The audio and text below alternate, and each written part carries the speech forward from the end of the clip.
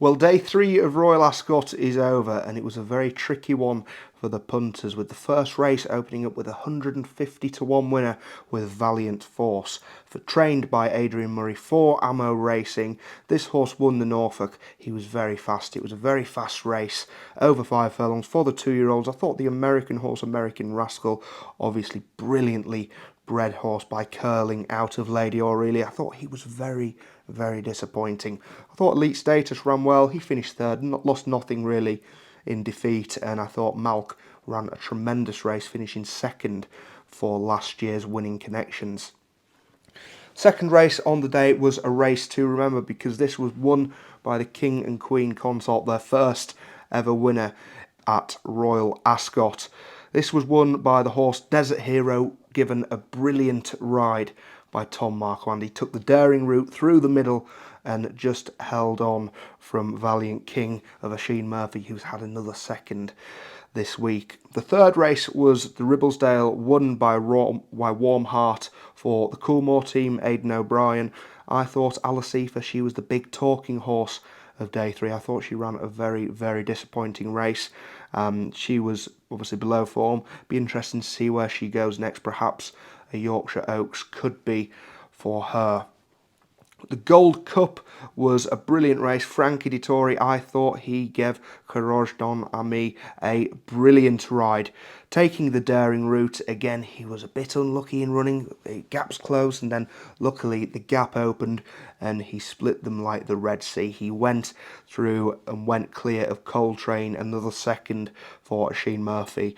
Very unlucky for him so far this week, and I thought Subjectivist ran a fantastic race, finishing third for the Johnson team. This horse won the race back in 2021. He got injured after that, and he's only run twice since, both this spring in the Middle East. And I thought Joe Fanning, the man of the moment, of course, gave him a brilliant ride, finishing third, and a great training performance.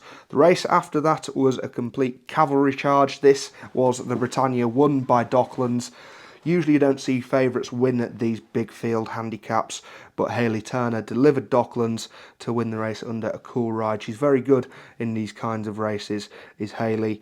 The race after that was the Hampton Court. Wiapo won the race for Tom Marquand, making it a memorable day for him, doubling up. The Derby form is starting to come through now, because this horse was 6th in the Derby, and I think it appreciated coming back down to 10 furlongs. And the final race was the Buckingham Palace, and this was won by Witch Hunter. Again, odds of 50 to 1. We had a 150 to 1 winner, we've had a 50 to 1 winner, and this was ridden by Jamie Spencer. Jamie gave it a brilliant ride from the back, weaved his way through, and was cool as a cucumber, won the race. But day 4 is, of course, upon us. Day 3 was very tricky for the punters indeed. And the first race is the Albany. This is a Group 3 for 2-year-old fillies, only over 6 furlongs. A lot of these horses have won first time up. And I'm just going to talk about one horse which is still a maiden. This is a filly called Navassa Island. She ran in a Group 3 first time out, finishing second to a certain horse called Porta Futura. And I thought Vanessa Island was very unlucky that day, and Michael O'Callaghan must have thought a lot about her to run her in a Group 3 and nearly win the Group 3 first time out. And I think this that race will have certainly brought her on, and she goes into the Albany with a brilliant chance. She is around the 6 to 1 mark. Another horse I will talk about is another form horse. This is Carla's Way, won first time out at Doncaster. The second's gone on to win by 11 lengths at Doncaster since. She's 4 to 1, currently holding favouritism. And another talking horse in this race is Soprano. She won at Newmarket first time out for the Highclere team for George Bowie and William Buick. She was the horse which finished second. Midnight Affair went on to win the Hillary Needler at Beverley, and then ran okay at Ascot earlier in the week. But this race, I will be just having a little bit each way on Navassa Island for Colin Keane and Michael O'Callaghan. I think she will certainly improve from her debut, and hopefully she can break that maiden tag in none other than the Albany. Race 2 of the day is the Commonwealth Cup. This is 3-year-olds only over 6 furlongs, headed in the market by the even money favourite Little Big Bear. This horse was the champion 2-year-old in Europe last year. Came back and was very disappointing in the Guineas after not getting the mile and probably not handling the deep ground. But he's bounced back since, winning the Sandy Lane on the snaff at Haydock. So the form's there, it's in black and white, deserves to be the even money favourite. But I'd like to talk about three more horses. Two of them have got very similar profiles. One is a colt and one is a filly. The first one is Sakir. Start off with the boys. Sakir won the Mill Reef last year. His form was 2-1-1 last year before coming to the 2000 Guineas and not staying the trip of a mile. He was very impressive in the Mill Reef last year, and stepping back down to 6 furlongs could be a certain plus. Obviously, he's got to prove whether he has trained on, but I wouldn't see any reason why he hadn't. The other horse I'll talk about is with a very similar profile, Lazoo. She had form figures of 1-1-2-1-1 as a 2-year-old last year, and then she ran in the British 1000 Guineas and didn't stay the trip. So again, she's coming back down to 6 furlongs, a track she's won at on decent ground. Hopefully she will run well. Lovely daughter of Zoustar, so she's by Zoustar. There's no reason why she won't train on as a 3-year-old. And one horse which is proven himself as a 3-year-old, more than proven himself this year, is a horse called Shaquille, ridden by Oisin Murphy for Julie Camacho. This horse made light work of a horse called Desert Cop last time out, and Desert Cop, that was in a listed race at Newbury, and Desert Cop has gone on to finish 5th in the King's Stand since running a very good race. So the form's there. Oisin Murphy takes the ride. This horse is only, when I say he's improved, you look at his figures and he's basically a 1-1-1-1. You can say, how has he improved? But it's because he was racing in much lesser races before this, and as he's gone up in class, he's just he's took everything in his stride. And I can imagine he'll run a good race. He's around a 10-1 mark. But Little Big Bear does deserve favouritism. But I would like to see the Yorkshire horse Shaquille run a big race, which I think he will. The race after that, race number 3 on day 4. This is the Duke of Edinburgh Stakes, and this is a race I would like to talk about trends on. No horse in the last 12 years has won from a stall lower than 10, and no horse in the history of this race has won carrying a weight higher than 9 stone 10. So if you look at this does write quite a lot of horses out of this race. And the first horse I will talk about who fits perfectly into the trends is a horse called Maksud. This horse won on his debut, but he hasn't won since. He ran very well at Goodwood last July, running a great race, finishing 2nd, but he's no doubt hard to win with, but with Tom Marquand on his back, I think he'll be able to run well. Things just didn't go his way at Chester last time out. He finished 7th. He just wasn't comfortable going around the track. I think this long sweeping track will suit him a lot better. He's drawn 15 as well, as I've mentioned before in earlier podcasts. The round track at Ascot, there's always a lot of scrimmaging early on because they're all trying to get that good position before Swinley Bottom. So you want to be really out of it, wide draw. Yes, you're covering more ground, but you're not going to get yourself into any trouble.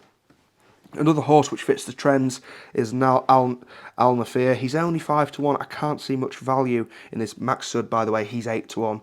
But Al Nafir, he's only 5-1, and I can't really see the value in him there. He won last October. Obviously, Charlie Appleby's team haven't been firing on all cylinders either since. He hasn't run for 259 days. His last run came at Newmarket. He only won by a neck and he went up by £10, and I think the handicapper was quite cruel on him that day. But I'd like to talk about one horse which, when the trends come into it, it goes out the window. I'm talking about how this horse has been running recently. This horse, Timoseus Fox, quite hard to pronounce. Timoseus Fox is drawn 6. He carries 9 stone 11. He's got Oisin Murphy on board. Last year, as a 3-year-old, he was rated in the 80s. He was a fairly middle-of-the-road handicapper.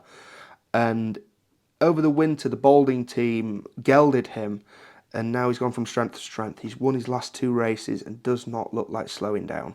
If Oisin Murphy can perform wonders to take the trends out of the window, I think this Timoseus Fox goes into this race with an outstanding chance at odds of around 4-5 to 1. Race 4 on day 4 is the Coronation Stakes, and this, I think, will be a repeat of the Irish to 1,000 guineas. Tahira is the odds-on favourite in the race. She's 7-4 on, and Meditate. Tahira won the Irish 1,000 and Meditate was second. This race is undoubtedly going to be ruled by the Irish. There's 7 runners in the race, and 1, 2, 3, 4 of them coming over from Ireland.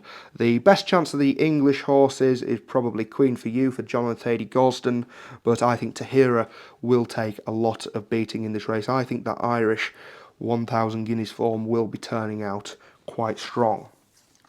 And talking about Irish 1,000 guineas form, there's a horse in race 5, the Sandringham, which that may come into play. A horse called Jackie O. This horse is drawn 28. I'm going to be talking about 3 horses in this race. 1 drawn at the stand side, 1 drawn in the middle, and 1 drawn up the far side. Talking about track biases.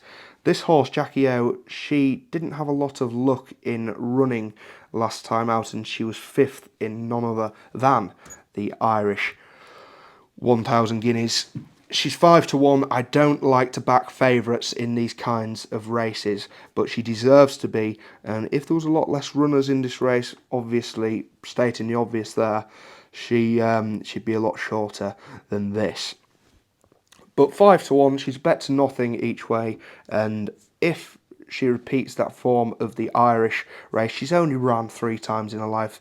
The joint lightly raced horse in this race, and she could just be a little bit better than 102 and could, after this, go off into group races. A horse on the far side I will now talk about is another Irish horse. I think the Irish will do well tomorrow.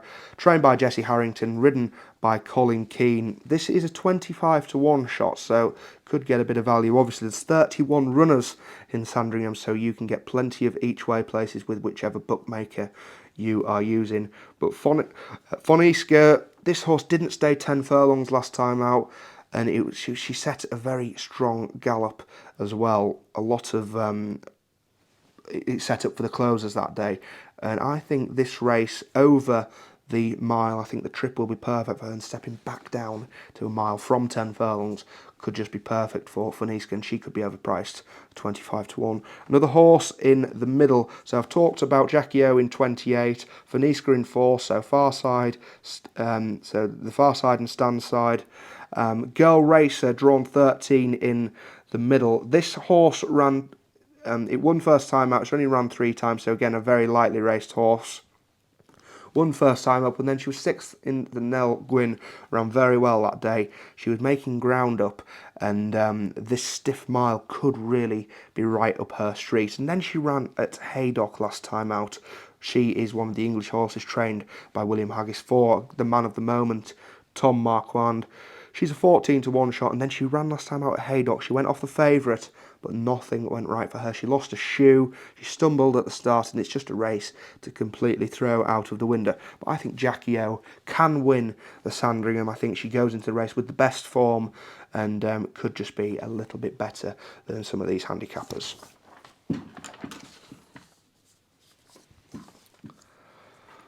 The race after that is race 6. This is the King Edward Stakes, and this is basically a renewal of the Epsom Derby. There's only 6 runners in the race, and 1, 2, 3, 4 of the horses in this race, 4 out of the 6, ran in the Epsom Derby. I will start off with the favourite of the race. This is King of Steel. He ran a very good race at a big price in the Epsom Derby. He was second at 80 to 1. He did nothing wrong. He had a bit of a tough race, but Augustus Rodin just saw the better of him in the closing stages. He gave him a good set too, though, this lovely son of Wootton Bassett. Another horse which ran in the Derby is Artistic Star. This horse was 7th in the Derby. It was a neck behind Wayapo. Obviously, Wayapo won the Hampton Court yesterday. Well, today, day 3 anyway. And that form could be stacking up. Not a lot. Everything went according to plan for Artistic Star, and I think on them too, I think King of Steel certainly gets the better.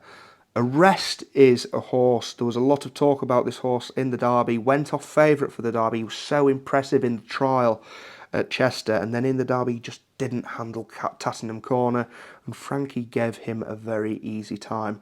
So the difference between King of Steel, Artistic Star, and Dubai Mile, who I am yet to talk about, Arrest did not get given a hard time in the Derby. He did everything so easily at Chester, but he did it on very, very soft ground. And a lot of people are talking about, is he only a soft ground horse because of his high knee action? I aren't sure he is, because he was a last year as a 2-year-old. He won on good to firm ground at Sandown. So that could just be of a little bit importance. But Dubai Mile also, I thought this horse would have run a lot better race in the Derby. Only finished 9th.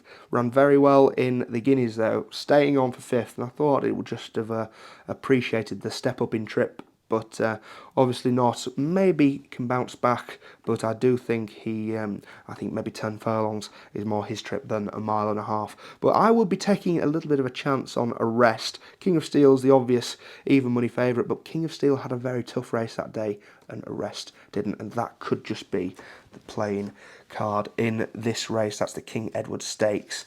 That is the 5:35 over 1.5 miles.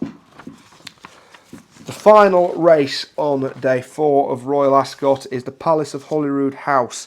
This is for 3-year-olds only, 5 furlongs. Blink and you'll miss it. It is going to be fast and furious. Like I did in the Sandringham, I will be talking about 3 horses in this race: stand side, middle and far side. The first horse I will talk about is up the stand side. This horse is Frankness, won last time out after showing a bit of dodgy form, dropping in the handicap. And she could still be well handicapped off a mark of 90. Harry Davis, very useful jockey on board. If you need a horse to win over 5 furlongs at Ascot, they usually need to stay 6 furlongs because it's such a tough test. It's very stiff and it's very hard for some of them horses, especially them 3-year-olds. But this horse won very well over 6 furlongs last time out, and I don't think the drop down to a stiff 5 will be a problem for Harry Davis and Andrew Balding on Frankness in the famous colours of Jeff Smith. The next horse I will talk about, obviously Frankness, is up the stand side in stall 29. The next horse I will talk about is in the middle, Wallbank. This was a big talking horse last year. He was second in the Norfolk, and then he ran in the Morecambe, finishing 3rd, and then he was off since. So his last run was in August, July last year, and then he was been off since. But he ran a few weeks ago at York, finishing 7th in a listed race. He didn't run a bad race that day, but he was much entitled to need it. He was up against race fit horses. But Wallbank, there was a lot of talk about him last year as a 2-year-old, and hopefully this year as a 3-year-old he can redeem himself and become the horse people were once saying he was going to be. And the final horse I will talk about is on the far side. This is Tuala. This horse showed again a lot of speed over 6 furlongs on the all-weather last time out. Jamie Spencer takes the ride. I think it showed a lot of speed last time out, and the step down to 5 will not be a problem for this horse. Tuala drawn 8 on the far side of the track, 11-1. Jamie Spencer, Charlie Fellows showed a lot of speed over 6. It only ran 9 days ago. If this was a distance race, it would bother me. However, it's a sprint. Sprinters can usually tend to turn out that little bit quicker than the stayers. So I think Tuala will run well. I think Frankness will run well, and I think Wallbank will run well. I will not be having a bet in that race, but we have got a brilliant day's racing up ahead. I think the Irish will do very well. My nap is Tahira. I'm playing it safe in the Coronation Stakes. I think that Irish 1,000 guineas form is solid. My next best selection of the day is running in the first race and I think this will run very well. Navassa Island, great chance I think. First time out in a Group 3, drawn up the far side, which I'm not 100% convinced is the place to be, but she's obviously got a lot of class in the Albany, should I say, that is the race, the Albany, the first race, and she could run very well. And my best each way bet is Jackie O. I know it's not a massive price, you may be commenting, no, not a big price, but I think she's very safe. You'll get a lot of places each way, and even if she doesn't win, I'd be very surprised if she isn't in the places. You'll get lots of places depending which bookmaker you are using, but that is my selections for day 4 of Royal Ascot. Nap Tahira in the Coronation Stakes. Best each way bet is Jackie O in the Sandringham, and my next best is the one I mentioned in the Albany, which is Navassa Island. But if you're going to Ascot for day 4, have a brilliant day. I think the weather's going to be pretty warm, so God help you if you're wearing one of them morning suits. But have a great day, back yourself a few winners and have a few drinks on me.